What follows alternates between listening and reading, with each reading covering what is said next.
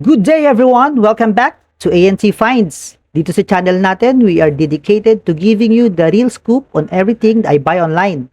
From the unboxing and first impressions to my 100% honest review. Kaya tapusin natin ang video para sigurado ang bawat checkout nyo. Let's go! Okay, ito na po yung actual product natin, ang Kimei KM1429 3-in-1 Multi-Grooming Functional Set. So, ito na po siya para sa mga misis o mister na naghahanap ng bagong shaver, pangregalo kay sir, pangregalo kay ma'am, baka ito na po. And inside the box, ang ating brush panglinis, ang ating micro USB cable charger. Micro USB po yan na hindi Type-C. At ang ating nose trimmer para panggupit sa mga paa ng ipis na lumalabas sa ilong. Tapos yung trimmer po natin para sa mga marunong gumupit, panggupit sa mga anak nila o kaya do sa mga marunong talaga gumupit sa sarili nila katulad ko nung pandemic, ako lang nagugupit sa sarili ko.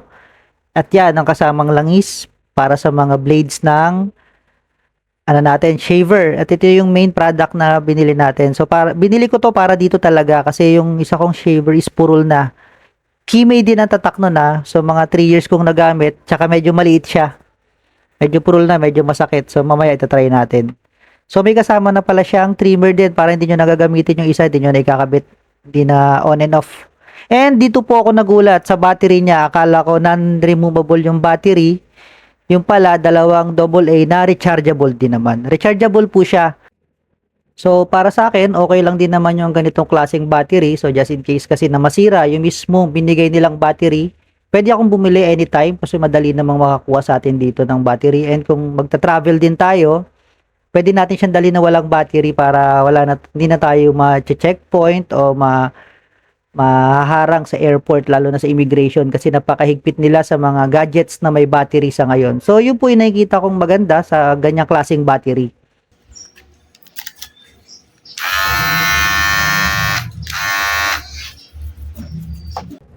So, yun, kung mapapansin nyo, napakalakas nung makina nyo, no? Ang lakas ng tunog. Kaya ngayon, tara, testing na natin. So, bago ko nga pala i-testing, so pakita ko muna kung paano tanggalin. So, iti-twist nyo lang pa right. So, pag ikakabit nyo, pa left din naman. Papasok nyo lang sa butas, tapos twist. And, ganun din sa nose trimmer niya. So, medyo dito nagkamali ako ng pasok. Pero, wag nyong pupersahin ha. Kasi meron yan nudge. Yan. So, ganun lang kasimple naman. Pero, ang iti-testing kasi natin ngayon talaga is yung pang-shave. Kasi yun talaga yung purpose ko bakit ko siya nabili. So, tara, testing na natin.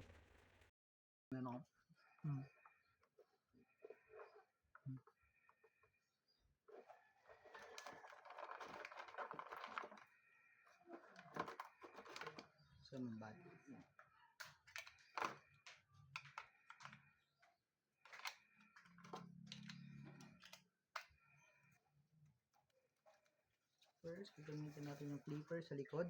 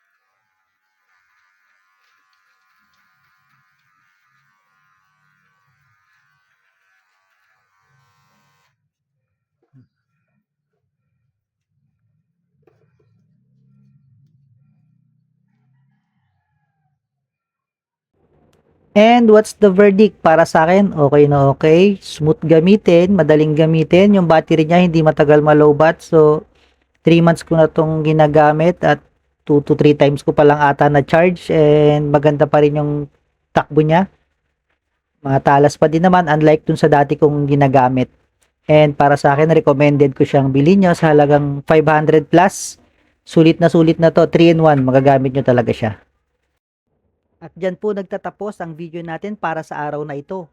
Kung nagustuhan nyo ang mga nahanap natin, huwag kalimutang i-click ang subscribe button para lagi kayong updated sa mga bago nating discoveries dito sa A&C Finds. Para hindi sayang ang pera at para sigurado ang checkout nyo. Thank you for watching everyone. Let's go!